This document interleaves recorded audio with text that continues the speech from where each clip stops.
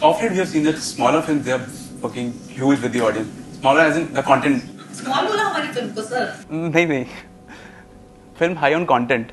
They are working well with the audience, and superstar films are not that. Superstar. मतलब हमें superstar नहीं है. I'm not talking about Simran. It's gonna work. Simran is fantastic. Small film बोला. Superstar Kangana Ranaut is coming with her big budget, a big film, Simran, and it's going to be blockbuster. I'm telling you right here, right now. So, do you think that this star system is fading away from the Bollywood?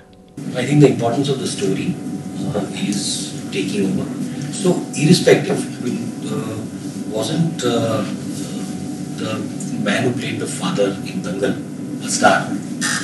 He is a star, but the story took over, and that resonated. And that is such a wonderful trend. We waited.